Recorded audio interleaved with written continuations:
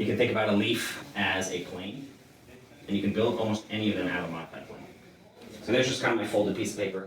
If you can design and flatten the leaf, like press it in a book, if you can design it flat, then it's really easy to modify it and put it into a curved one. Let's say that's my general leaf. The trap that a lot of people who don't know that much about drawing fall into is like, oh, I want to make a pretty drawing of plants. They look at a bush or a tree or just like a indoor house plant, and then they go leaf by leaf, copying every single leaf and attaching to the stem. That takes forever. Once you learn the basic structure and learn the actual shape and how to just mold it around a plane, you can go way faster because you don't have to copy. You can just draw a bunch of planes on the page and then put the leaves inside them. You get way more control and speed once you learn actually how it works and just take one moment to draw the leaf broken down like this. So let's start with the big pieces here. Center line, it's in the middle here. Does have to be middle on the other side. Because this plane is curving, anything that goes along it also has to curve. So this is going to curve over.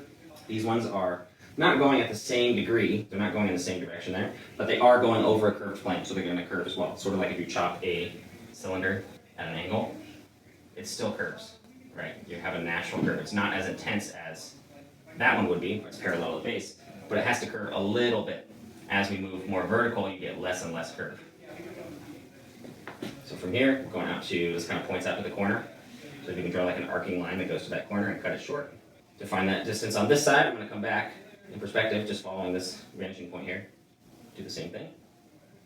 And then we have a very subtle curve on these ones on the end here. Straight, rounded. There's usually also going to be some convexity from face to face. I'm just kind of drawing on random planes here, but a lot of times what you'll see is something that has a center line like this, and then it's kind of like two planes. Like that. We'll just go like this. It creates this heart shape. But once you have those planes built in, it's way easier to figure out how to foreshorten that curve and turn it towards you. I'm just taking this apex of my curve, which hits right about there, finding that on this side, and then I know it goes from the start at the center line, through that point, down to the tip. That's also one that we can turn pretty easily from different angles. This is a pretty easy shape to start to draw without the guidelines. Once you've done it a couple times, it becomes pretty obvious.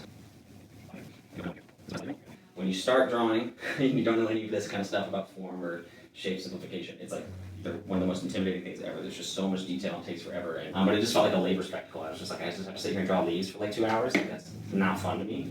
But now that I understand it's just a problem to solve, just twisting and bending these planes, it's way more fun. And it gives me a lot of freedom to not just feel like I'm copying one leaf to one leaf to one leaf. I can actually just design and put the leaf wherever I want.